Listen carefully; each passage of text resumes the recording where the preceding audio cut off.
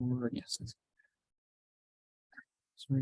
Yeah. All right. So welcome everyone to the April IGRI Research Seminar.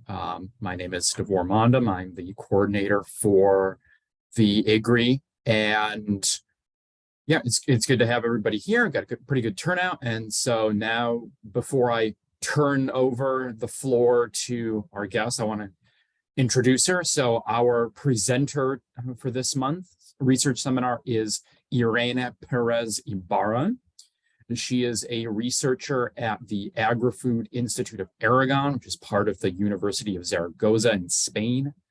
Her research focuses on the intersection of social and ecological systems, as well as the governance of small-scale agricultural systems and their resilience to global climate change.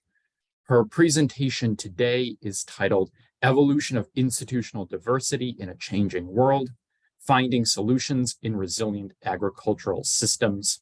So, Irene, pass it on to you. Thank you, Deborah, for the introductions, and thanks to IGRI community for this opportunity.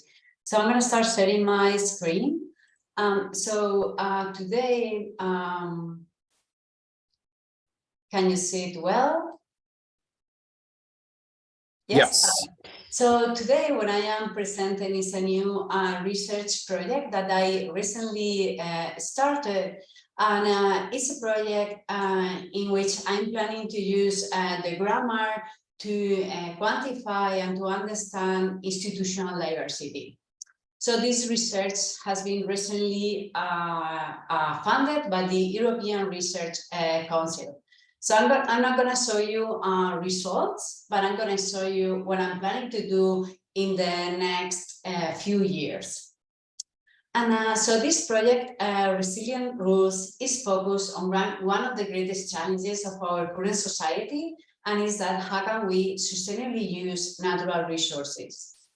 So we know that local institutions are essential for successfully sharing common resources.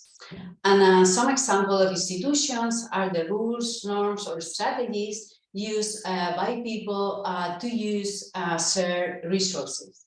Examples are rules for the distribution of irrigation waters, to cope with fishing quotas, or to use and maintain public infrastructure such as irrigation canals or public roads. And institutions are essential because they allow us to avoid the social dilemma known as the tragedy of the commons. So Ostrom showed us that the communities are able to create robust institutions to avoid this social dilemma. And she established the design principles that are principles that many communities have in order to sustainably use natural resources. So the correlation, the statistical correlation between a design principle and the success of communities have been proven. But we also know that there is not only one unique configuration of a design principle, but depending on the social, the political, the ecological, the type of resource, this configuration of the presence or absence of design principle can change.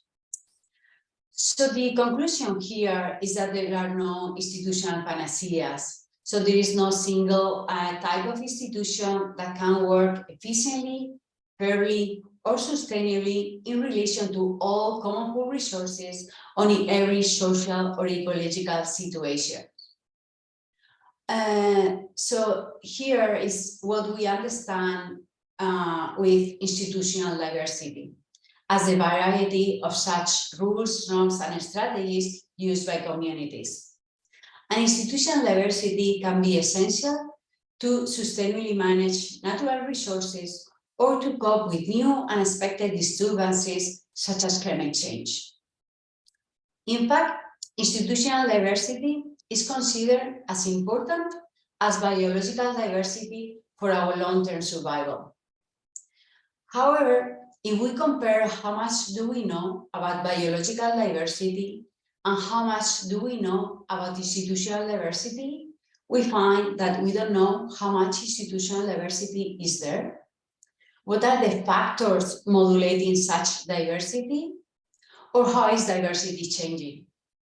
So responding to these questions is essential to understand the contribution of institutional diversity to the long-term resilience of social ecological systems such as forestries, fisheries, or grazing lands.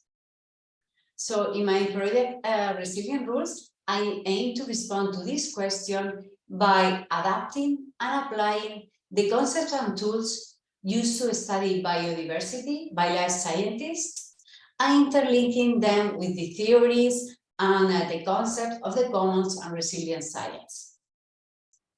And I am planning to do this in the institution of small-scale agricultural and pastoral systems from around the world. And I'm planning to, I will focus on 4 main hypotheses that are the large-scale factors that I consider are the responsible to control institutional diversity in agricultural systems. So one is ecological risk. And we understand, or I understand, ecological risk as the variation and uncertainty of the favorable climatic conditions. The second factor is isolation, where is the barriers to human movements. Also, the subsistence strategy, if it's agricultural or pastoral, and also the political complexity. And I measure political complexity with polycentricity.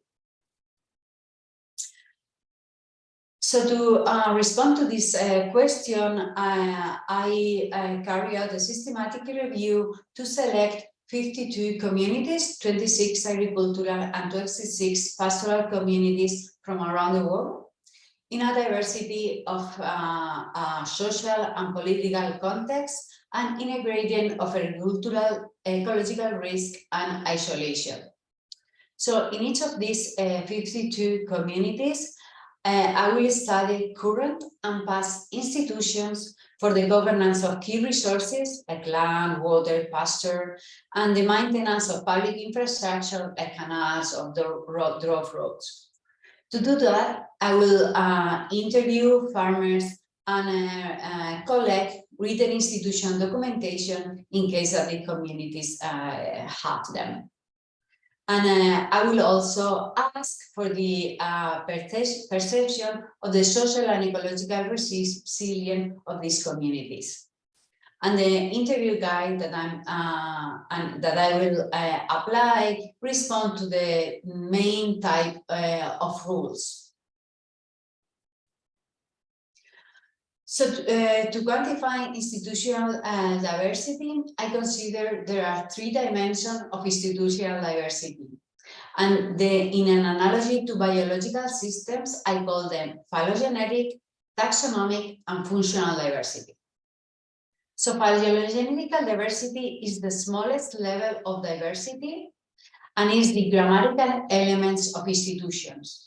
And grammatical elements are like the DNA code of institutions. The second level, or the second dimension, is taxonomic diversity. And these are the variety of rules, norms, and strategies used by communities. And these are analogous to biological species.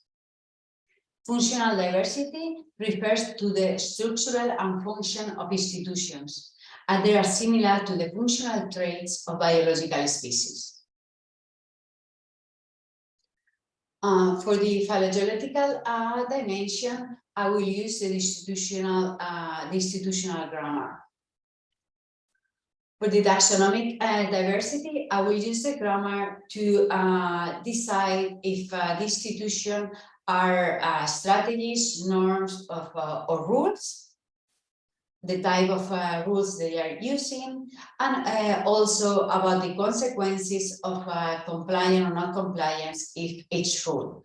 And considering sanction, both emotional sanction, like in the norms, and also tangible sanction in rules.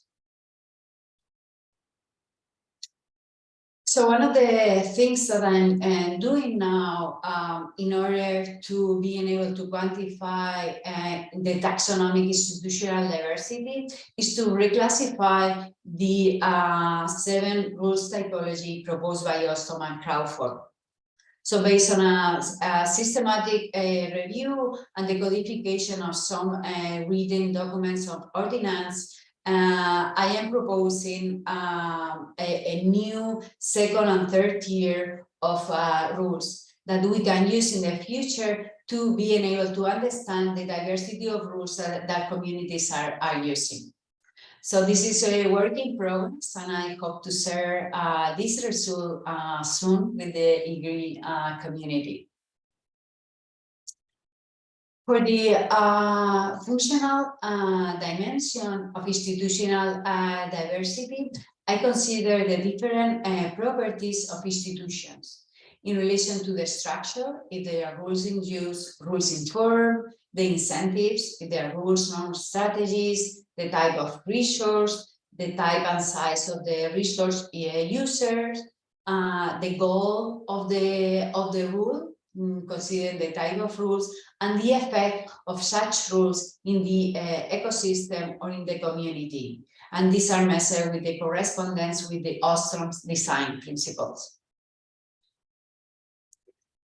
So once I collect this information, I will quantify diversity of institutions. And when we measure diversity, we can calculate alpha diversity. And alpha diversity is the richness of institutions. So here, imagine we have 2 communities. This community has an alpha diversity and a richness of institution of 7 because it has 7 institutional statements or 7 different type of rules. These are the symbol, but their meaning. On the contrary, this community has an alpha diversity of 3 because it has less richness of diversity of institutions.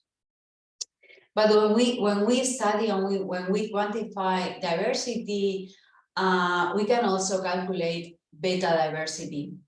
And beta diversity is when we compare the diversity between 2 communities. So here, beta diversity is 4 because there are 4 imagine type of rules that are present in this community but are not present in this one. And when we measure beta diversity, we can study the nestedness and turnover component of institutional diversity.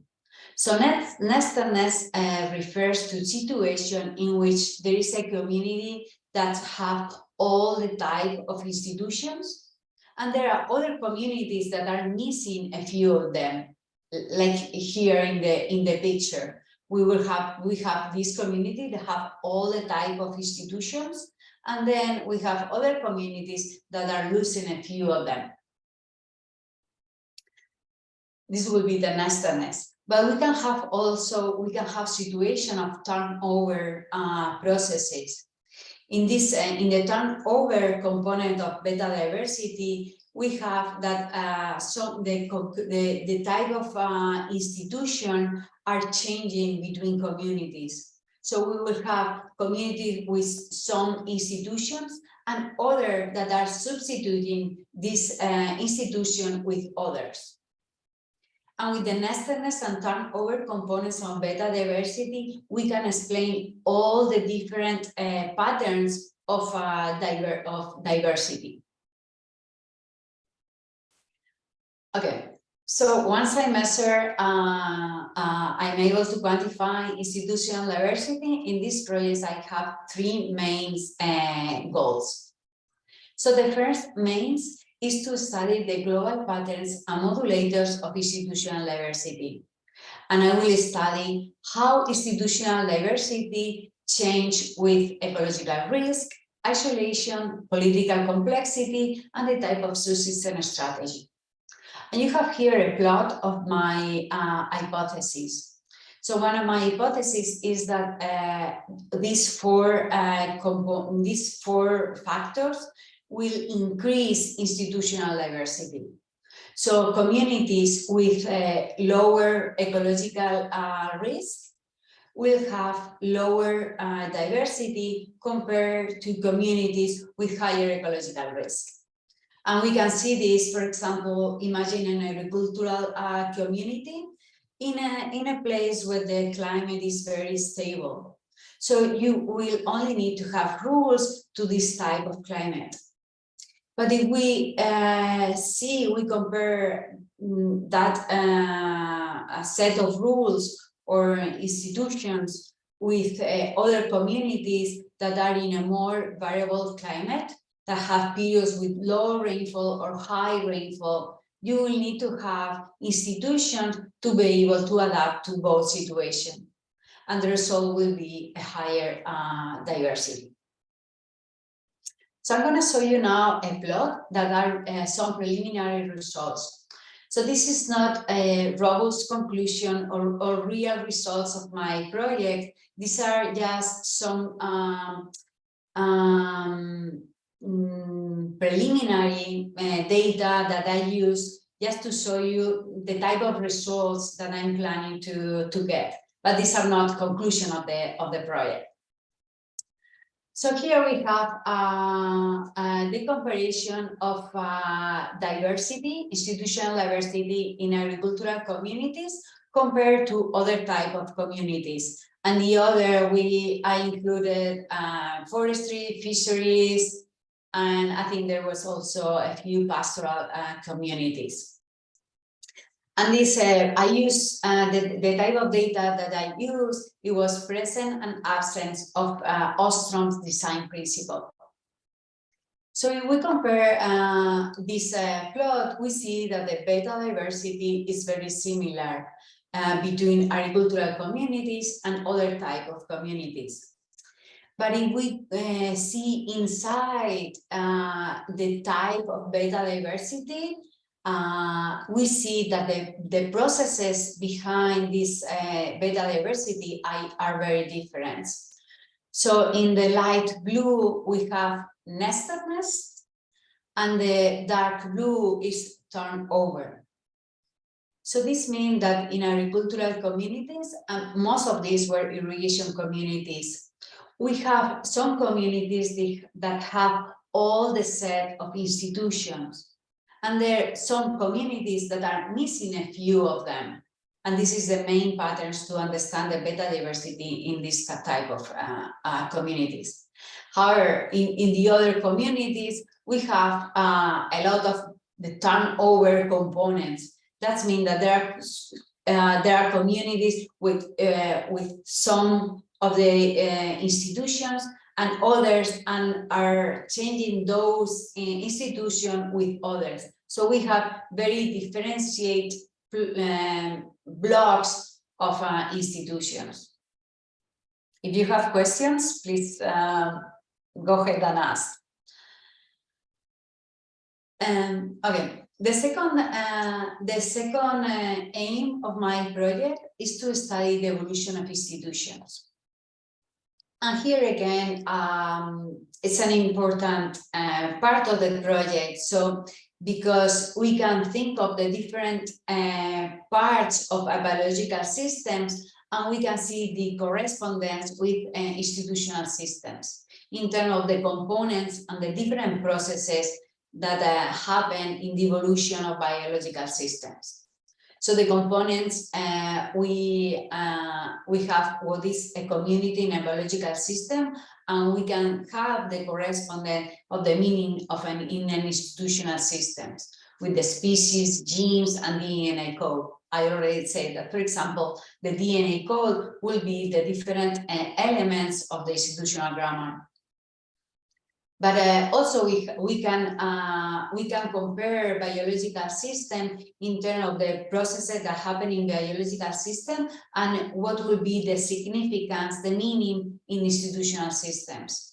So in terms of the replication, compared to teaching, learning, or imitation, the vertical transmission, things that are passed from older to younger, horizontal transmission, mutation, etc., etc. So if we agree in this comparison, then we can study the evolution of institution the same way that we study the evolution of biological species.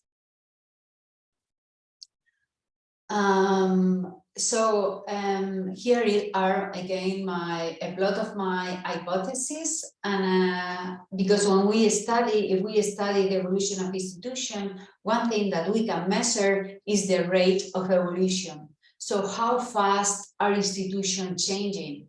And we can measure this in the different three dimensions of institutional diversity. So for example, in terms of the grammar, we can see, we can try to measure how fast the different components are evolving, are changing. And my hypothesis is that ecological risk and political complexity will increase the rate of evolution, while isolation will decrease the level of evolution. So what I'm planning to do is to create phylogenetic trees. So phylogenetic trees is what we use to study the evolution of biological species. And when we create phylogenetic trees, we can study the processes of common history and parallel evolution. So common history will be institutions that have a common root in the evolution, while parallel evolution will be communities with institutions that do not have an historic relationship, but for whatever reason they came out to the same solutions. And this is what we can see here in this plot. Again, these are not conclusion of the project. These are just preliminary results. And this is a phylogenetic tree of the present, absent of design principles of irrigation communities. And we can see, for example, processes of common history here in this part of the tree. We have here Spain and the US. And these are the relationship between the irrigation communities of Spain and the irrigation community of the American Taos that came from the Spaniards that moved to the US. But also we have situation of parallel evolution here, for example, in the tree. We have irrigation communities in Bulgaria and Peru that they are very close in the tree, so they have a very similar configuration of design principle, but to my knowledge, they don't have any historical relationship between the two of those.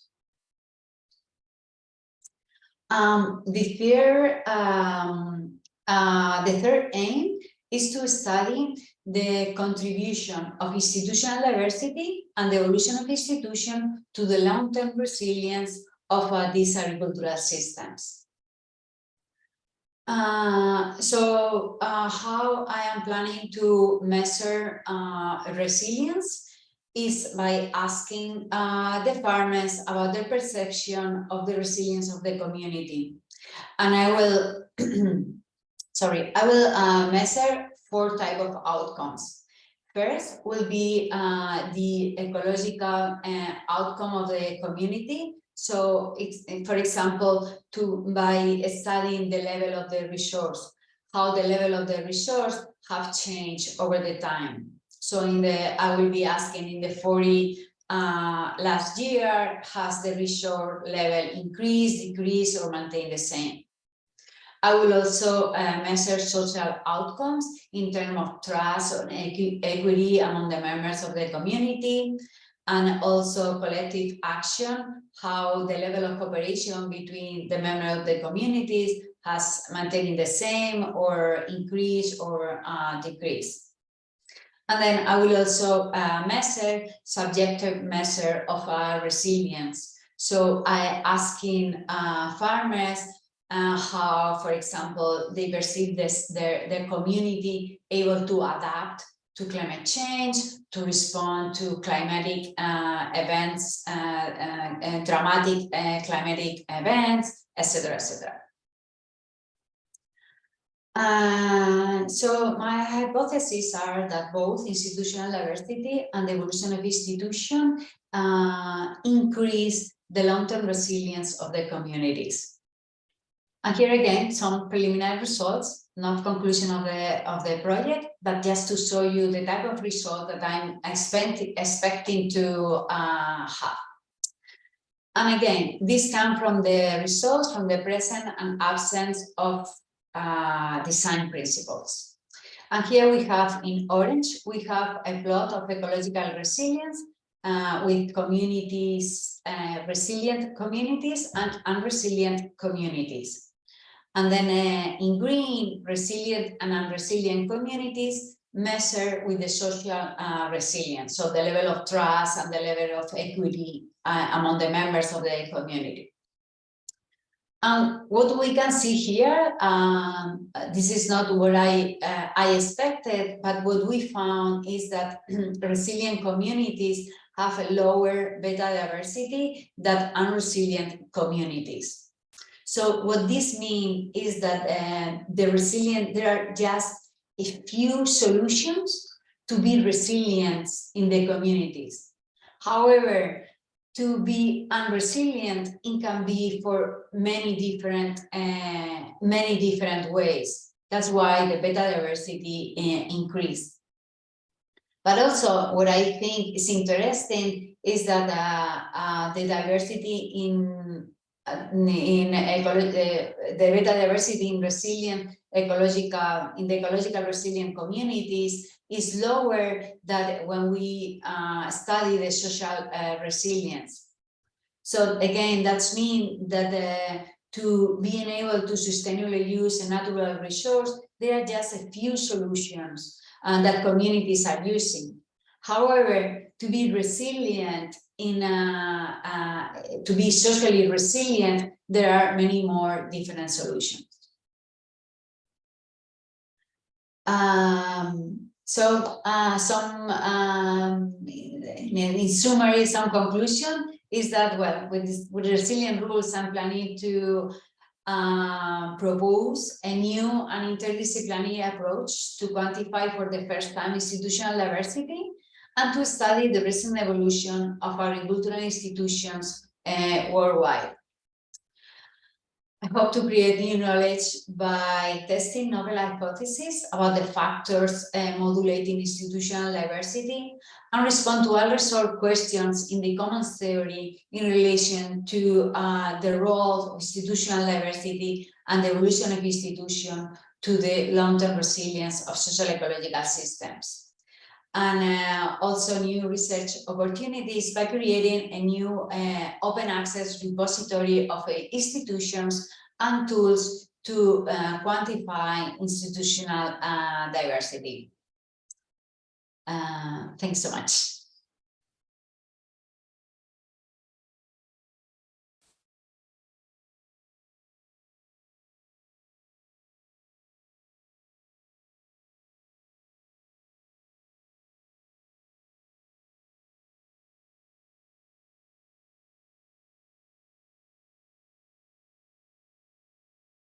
And I just realized you heard none of that because I was muted. So thank you, Irene, for your presentation. Yeah, we will now open up the floor to anyone who has any questions. All right, I think the first I saw was Carly and then Tommy. Hi, Irene. That was a great presentation. I really like the explicit juxtaposition between biological taxonomy and institutional taxonomy. That was really fascinating. I had two questions, if I could ask the questions. The first one was, I wanted to know if you could talk a little bit about how you quantified the alpha and the beta. I was really interested in what that looked like. Did you make your own indicator framework or was it counts? Or I kind of just wanted to know a little bit more about that. And then the second question that I had was, how did you measure the modulators? For instance, like the ecological, what is it?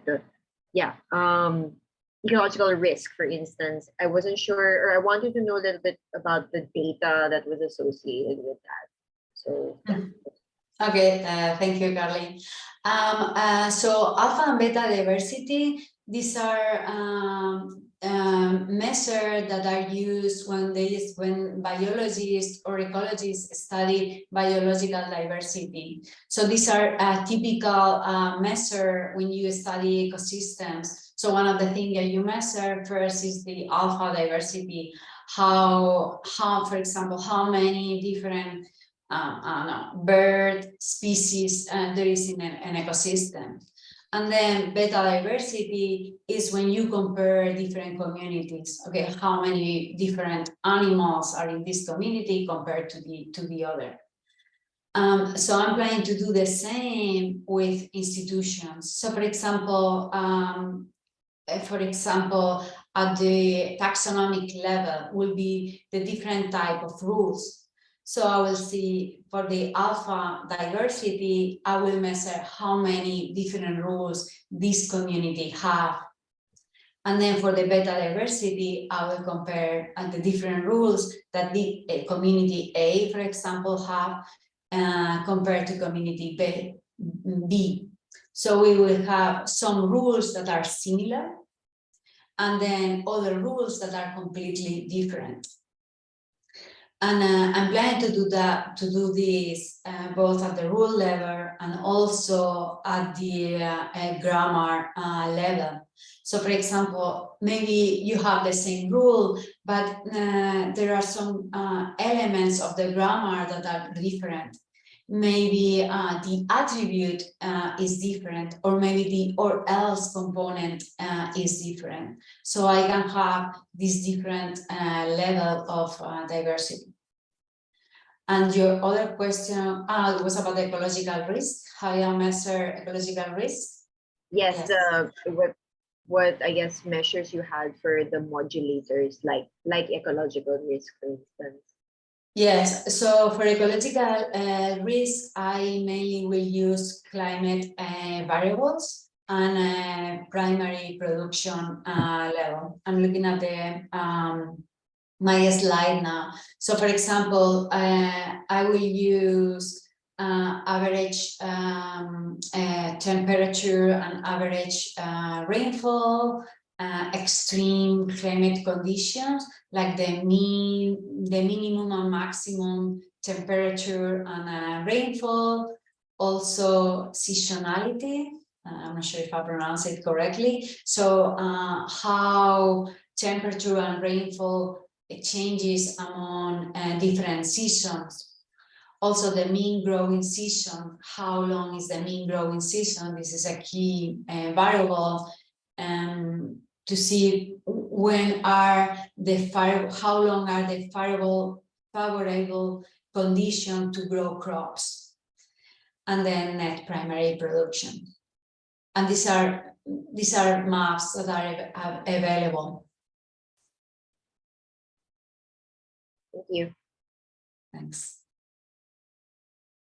Tommy, go ahead. Thank you, Devor. Thank you, Irene, for the presentation. It's really, really cool. I really appreciated the design aspect of your presentation. Those icons you've used and all that stuff, really, really neat. So I don't know if you've done that or if you had a graphic designer in your team, but kudos to whoever did that.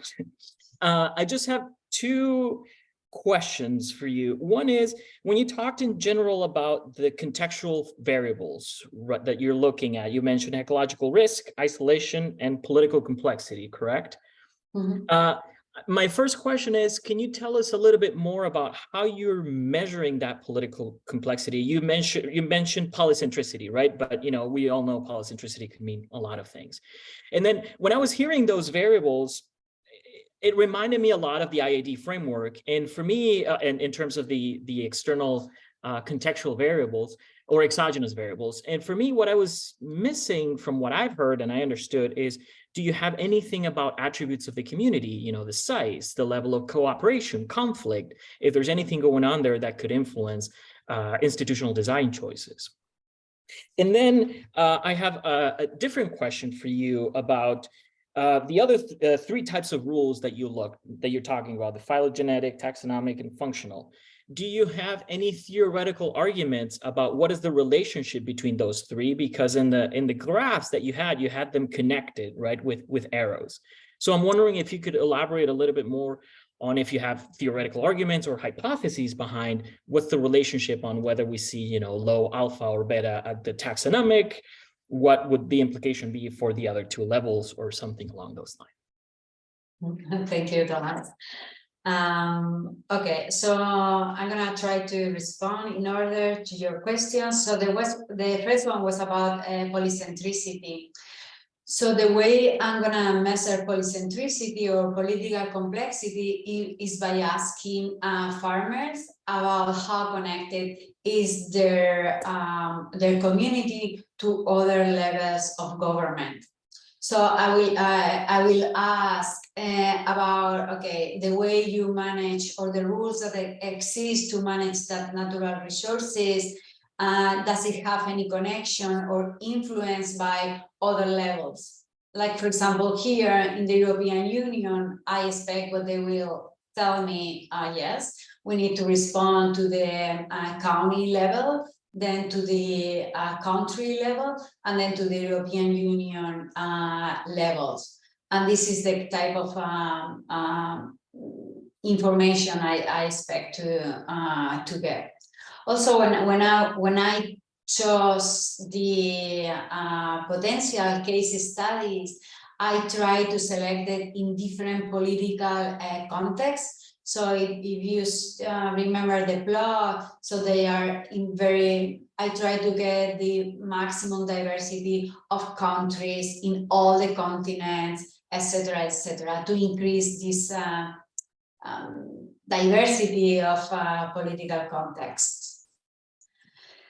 And then for the community, it's the variables at the community level, like the size of the community, etc.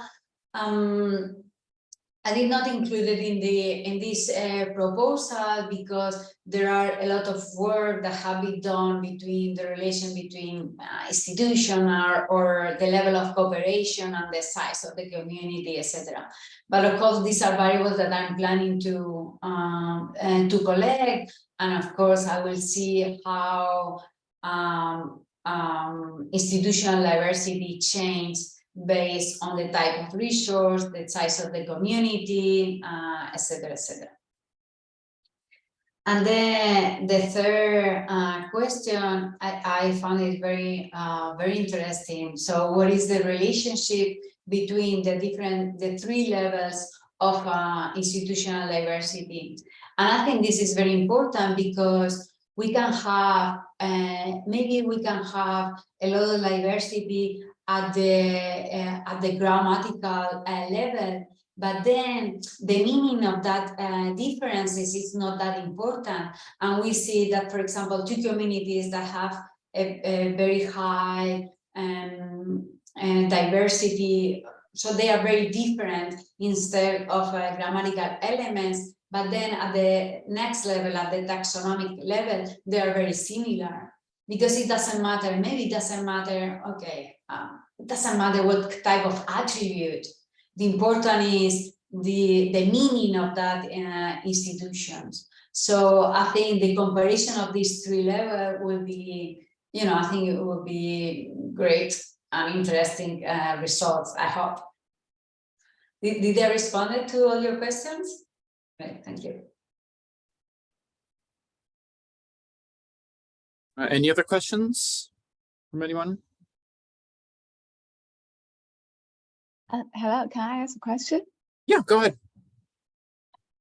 Okay. Oh, thanks for the fantastic presentation. It's really novel and cool. So I want to ask a question. Could you introduce more about the methodology part? So how did you compare the agriculture institutional system in those regions with different languages because it related to the tax of the institution, and also diverse natural conditions because it relates to the agriculture system. So I really want to learn more experience. Yes, so the language is a great challenge in this proposal, as you can imagine. So I am studying 52 communities. I expect to have at least 30 different languages. So I'm not doing the field work. So what I'm planning to do is to contact researchers that have done research in those communities. So there is already a relationship with those communities, and they know the language of the community. So they will do the interview, and then the interviews will be transcribed and translated into English. So there is a risk that the translation is not accurate, or that I miss some of the diversity of the terms. I will need to try and see how good the translation are and how good the grammar works when we translate from different language to English. And did you have another question? And I was sorry. Yeah, the second question about the natural conditions, because we want to compare the different agriculture systems, especially the natural conditions of this system might be different. It might influence the resilience or other factors. So how did you compare it? Yes. This is also a challenge. What I aim to have the most of the diversity as possible between different irrigation and pastoral communities. One of the reasons to use phylogenetic to study these communities is that phylogenetic consider that these communities are not, or the institutions are not independent, because agriculture all have a historic, well, maybe not all of them, but most of them have the same root. So when agriculture was created and how did it spread all over the world. So that's the reason of using also phylogenetic. All right, Dan. Thank you. Great presentation, Irene. My question is very basic. And so just because I'm more used to dealing with more, I guess, formal organizations. So when you're going to code institutional statements, are those coming from the interviews? And if so, who exactly did you choose? Who are you picking to interview within these communities to provide you the institutional statements?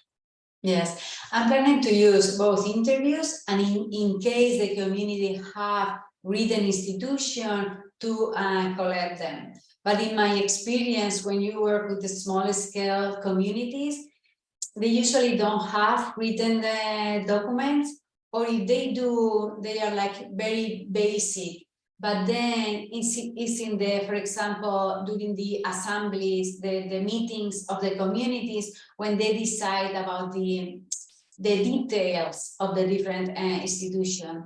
That's why I think the most important data will come from the interviews. So in each community, I'm planning to do around 5 interviews with farmers. The way I will choose them, they have to be some men and women, and have an age, if possible, around 60 years old. So they are people that are active. They know the current rules. but also they will have a memory of how things were done in the past. So for each institution, or for each, for example, type of rules, I will ask, okay, how you do things now? How did you do things in the past? When did it change? Why? How was the process of changing that institution? And the selection, as I said before, I'm planning to contact researchers that already know those communities. So they will be, we know people that are very good informants. Okay, thank you. And one last question was just about rule types, because you use the term rules, how you're going to measure the differences between rules, the beta diversity and alpha diversity. Were you talking about just the categorization of the institutional statement itself between strategy, norm, and rule, or were you talking about rule types that are associated with action situations, position, boundary? Yeah. One level will be the rules as in the action situation, so the different information rules, the different boundary rules, etc., etc. But then another level will be the different grammatical elements. Okay, and sorry to keep adding on to the question, but it's interesting. So I know I'm going to get to talk to you in a couple of weeks here for our work group, but when you take the different rule types and the beta is the difference between them, are you taking the difference between, okay, this institution does not have as many scope rules or is missing scope rules, well, this one does have them, and that's the difference you're looking for? Yes. Okay. Great. Yes, Thank you. what I will have is, like, for example, imagine like a database with all the communities and all the institutions, and I will compare them pair by pair. Great. Thank you very much. Appreciate it. Thank you. Anyone else with any questions? Well, I also want to thank Saba, because she's part of my scientific advisory board in this proposal. And well, she read the proposal when I was submitting it, met with me, and she gave me also great feedback and to improve this proposal. So I want to thank her. Thank you, Irene, and it's great to see your work today. Thank you so much for presenting. Thank you. All right, so I guess in that case, if there are no other questions, then we can wrap this up. So once again, thank you, Irene, for coming here and presenting your work, and thanks to everybody who came to watch and who asked questions. And so as usual, this will get posted to the IGRI YouTube channel probably tomorrow. So, and then until next time, we'll see folks in May for the next seminar. Okay, thank you so much. All right, yeah, thank you. Bye. Bye.